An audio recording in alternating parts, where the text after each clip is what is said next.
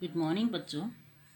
पिछले वीडियो में हमने शब्द विचार पढ़ा था और शब्द विचार की परिभाषा, भेद, अर्थ के आधार पे पढ़े थे हमने सार्थक शब्द और निरर्थक शब्द। फिर हमने पढ़ा था ध्वनि के आधार पे भेद, इनके वर्णात्मक और ध्वन्यात्मक शब्द। फिर पढ़ा था हमने प्रयोग या रूप परिवर्तन के आधार पर भेद। तो कौन कौन से थे? विकारी और अविकारी शब्द। आज हम आगे पढ़ेंगे व्युत्पत्ति, रचना, बनावट के आधार पर शब्द भेद। क्या पढ़ेंगे आज? व्युत्पत्ति, रचना, बनावट के आधार पर शब्द भेद। व्युत्पत्ति, रचना, बनावट के आधार पर शब्द के 3 भेद होते हैं। कितने भेद होते हैं? रचना और बनावट के आधार पर 3 भेद होते हैं। कौन कौन से हैं? रूढ़ शब्द, यौगिक शब्द और योगरूढ़ शब्द। कौन से हैं? रूढ़ शब्द, यौगिक शब्द और योगरूढ़ शब्द। रूढ़ शब्द पहला है आपका रूढ़ शब्द। रूढ़ शब्द की परिभाषा देखते हैं। जो शब्द दूसरे शब्दों के प्रयोग से नहीं बनते हैं, मतलब जिन शब्दों को बनाने के लिए दूसरे शब्दों का प्रयोग नहीं किया जाता, योग नहीं होता उनमें, वो क्या या सार्थक खंड संभव न होने पर रूढ़ शब्द होता है। और जिसके क्या नहीं हो सकते भाई? खंड नहीं हो सकते, टुकड़े नहीं हो सकते, तो वो क्या कहलाएगा? रूढ़ शब्द कहलाएगा। जैसे जल, जय और लय, तो इन दोनों के अलग अलग शब्दों के कोई अर्थ नहीं है, तो ये शब्द बना। दूसरा उदाहरण है आपका कै धन मैं धन लय। तो कमल जो शब्द है, तो इसका ये किन के योग से बन रहा है भाई? दूसरे शब्दों के योग से नहीं बन रहे हैं, ये अलग अलग है। कै का अलग है, मैं अलग है और लय अलग है। तो नेक्स्ट है आपका यौगिक शब्द। जो शब्द जो 2 या 2 से अधिक शब्दों या शब्दांशों के योग से बनते हैं, उन्हें यौगिक शब्द कहते हैं। यौगिक शब्द किन्हें कहेंगे? जो 2 या 2 से अधिक शब्दों या शब्दांशों, शब्दांश किसे कहेंगे? शब्द का अंश के योग से बनते हैं, उन्हें यौगिक शब्द कहते हैं। जैसे सामाजिक, तो हम इसका टुकड़े करेंगे तो समाज धन इक, इक प्रत्यय इसमें लगा है, तो ये क्या बना? सामाजिक शब्द बना है। तो शब्दांश इसका क्या हुआ? इक प्रत्यय के योग से ये बना है। दूसरा है जलीय, तो इसका जल धन ई है, तो इसके योग से ये बना है। इसमें विशेष देखिए, ये होता है संधि समास, बहुव्रीहि को छोड़कर, मतलब इसमें बहुव्रीहि समास का प्रयोग नहीं होगा। उपसर्ग प्रत्यय से बनने वाले शब्द यौगिक के अंतर्गत आते हैं। मतलब यौगिक शब्द के अंतर्गत कौन कौन से आएंगे भाई? जो संधि वाले शब्द, समास वाले शब्द, और समास में बहुव्रीहि को छोड़कर, मतलब बहुव्रीहि समास को छोड़कर बाकी जो 5 समास हैं उनका प्रयोग इसमें होगा। उपसर्ग आएंगे, प्रत्यय आएंगे, इनसे बनने वाले शब्द क्या कहलाएंगे? इन मतलब यौगिक शब्द के अंतर्गत आएंगे। अगला है योगरूढ़ शब्द। योगरूढ़ शब्द की परिभाषा देखते हैं। जो शब्द 2 या 2 से अधिक शब्दों के योग से बनते हैं और साधारण अर्थ को छोड़कर विशेष अर्थ देते हैं, उन्हें योगरूढ़ कहते हैं। मतलब दोबारा परिभाषा देखिए। जो शब्द 2 या 2 से अधिक शब्दों के योग से बनते हैं और साधारण अर्थ को छोड़कर मतलब विशेष अर्थ ये देंगे। कौन सा अर्थ देंगे? विशेष अर्थ देने वाले शब्दों को योगरूढ़ शब्द कहेंगे। जैसे नीलकंठ, नीला है जिसका कंठ। अभी हमने पिछले वाले में यौगिक में पढ़ा था कि बहुव्रीहि समास को छोड़कर, तो इसमें किसके उदाहरण आएंगे भाई? बहुव्रीहि समास के उदाहरण आएंगे। नीला है जिसका कंठ अर्थात शिव, तो इसका अलग ही अर्थ निकल रहा है। क्या निकल रहा है? शिव निकल रहा है भाई।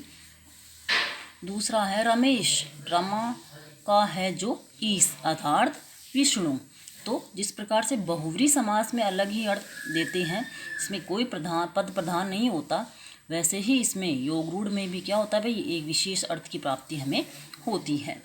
इसमें विशेष बात है, बहुव्रीहि समास के उदाहरण इसमें आएंगे। अब अगला है आपका शब्द का अगला भेद है उत्पत्ति, इतिहास, स्रोत के आधार पर शब्द भेद। उत्पत्ति, इतिहास, स्रोत के आधार पर शब्द के 4 भेद होते हैं। कितने भेद होते हैं? 4। कौन कौन से हैं? तत्सम शब्द, तद्भव शब्द, देशज शब्द और विदेशी शब्द। इस विदेशी शब्द को आगत शब्द भी कहा जाता है। तो अपन देखते हैं फर्स्ट तत्सम शब्द। तत्सम शब्द में तत् धन सम, तो तत्सम का तत् का मतलब हुआ उसके और सम का मतलब हुआ समान। तो क्या मतलब हुआ, इसका तात्पर्य क्या निकला? तत्सम का तात्पर्य है उसके समान, अर्थात संस्कृत के समान। जो तत्सम शब्द हैं उनकी उत्पत्ति किससे मानी जाती है? संस्कृत से मानी जाती है। तत्सम शब्दों की उत्पत्ति किससे मानी जाती है? संस्कृत शब्दों से मानी जाती है। किसके समान माने जाते हैं ये? संस्कृत के समान। तत् का मतलब निकल हो गया उसके और सम का मतलब हो गया समान। परिभाषा देखिए, संस्कृत के वे शब्द जो अपना रूप परिवर्तन किए बिना, कौन से शब्द?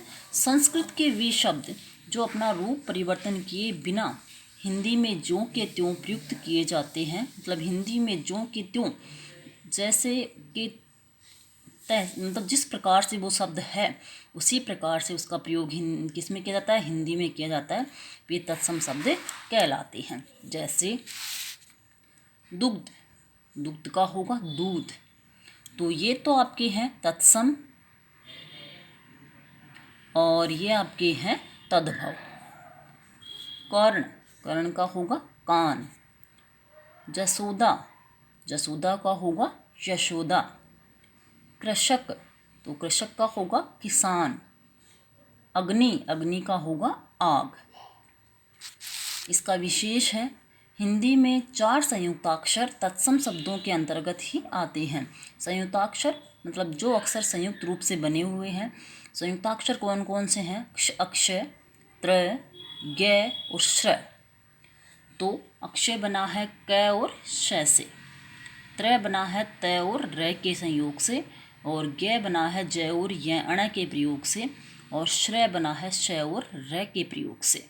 इस प्रकार तत्सम शब्द हैं वह संस्कृत के शब्द हैं। इनके उदाहरण आपको, बहुत उदाहरण आपको इनके देखने को मिल जाएंगे। दूसरा है आपका तद्भव शब्द। तद्भव का मतलब संधि विच्छेद करेंगे, तत् धन भव। तत् का मतलब उससे और भव का मतलब जन्म। तो परिभाषा देखते हैं इसकी, संस्कृत के वे शब्द जो अपना रूप परिवर्तन कर हिंदी में प्रयुक्त हुए वे तद्भव शब्द कहलाते हैं। मतलब इनका जन्म तो किससे हुआ? संस्कृत से हुआ, लेकिन इन्होंने अपना क्या बदल लिया? रूप बदल लिया, और इनका प्रयोग किस में हुआ? रूप बदलने के बाद हिंदी में हुआ। या दूसरी परिभाषा देखिए, तत्सम शब्दों के विकृत रूप को तद्भव कहते हैं। विकृत यानी बदले हुए रूप को तद्भव कहते हैं। जैसे उदाहरण देखिए, सूरज, अब ये यहाँ पहले तद्भव है, बाद में क्या है? तत्सम है। सूरज का तद्भव का होगा सूर्य। कक्षा, जिसको हम कक्षा बोलते हैं। जजमान, जजमान का होगा यजमान। दही, दही का होगा दधी। काम, काम का होगा कर्म। इस प्रकार तद्भव शब्द आपको देखने को मिलेंगे। अगला है देशज शब्द। देशज शब्द नाम से ही पता चल रहा है, देश धन जय, मतलब जिनका जन्म किस में हुआ है? देश में हुआ है। परिभाषा देखिए, जिन शब्दों का निर्माण संस्कृत या तत्सम शब्दों से न होकर क्षेत्रीय, स्थानीय या देश की विभिन्न भाषाओं से आकर हिंदी में मिले शब्द देशज कहलाते हैं। मतलब वे शब्द जिनका निर्माण ना संस्कृत से हुआ है ना तत्सम शब्दों से हुआ है, जिनका निर्माण किससे हुआ? क्षेत्रीय, क्षेत्र विशेष की भाषा और स्थान विशेष की भाषा से स्थान विशेष के शब्द हैं जो अपनी हिंदी भाषा में आकर मिल गए हैं, वो देशज शब्द कहलाते हैं। जैसे हम लोग अपने दैनिक जीवन में इन शब्दों का प्रयोग करते हैं। टाबर, मिनक, फटाफट, दनादन, धड़ाधड़, सटासट। और ज़्यादातर आपको जैसे मिलेंगे अड़े वाले शब्द जो देखने को मिलेंगे, ये शब्द किस में आएंगे भाई, देशज में आएंगे। जैसे यहाँ अड़े है, ये वाले शब्द ज़्यादातर आपको देशज शब्द में देखने को मिलेंगे। नेक्स्ट है विदेशज शब्द। नाम से ही पता चल रहा है जो शब्द विदेशी भाषा से आए हैं इनको क्या और नाम क्या दिया गया है, आगत शब्द। जो शब्द विदेशी भाषाओं से हिंदी भाषा में ग्रहण किए गए वे देशज या आगत शब्द कहलाते हैं। तो हमारे देश में बहुत सी भाषाओं के शब्दों को ग्रहण किया गया है। कुछ उदाहरण मैं आपको बता रही हूँ। जैसे चाय शब्द है वह कहाँ का है, चीन का है, चीनी शब्द है। तोपची अरबी भाषा का शब्द है। खंजर तुर्की भाषा का शब्द है। पेन अंग्रेजी भाषा का शब्द है। चश्मा जापानी भाषा का शब्द है। दुकान फारसी भाषा का शब्द है। इसका विशेष देखिए, दो अलग अलग भाषाओं के शब्दों का प्रयोग हिंदी में होता है, उन्हें संकर या मिश्रित शब्द कहते हैं। क्या कहते हैं भाई, संकर या फिर मिश्रित शब्द कहते हैं। जैसे डाक गाड़ी, तो यहाँ डाक है बांग्ला भाषा का और गाड़ी है हिंदी भाषा का शब्द है। डाकघर, तो डाक बांग्ला भाषा का है और घर हिंदी भाषा का शब्द है। अगला है राज दरबार, तो राज हिंदी भाषा का है और दरबार फारसी भाषा का शब्द है।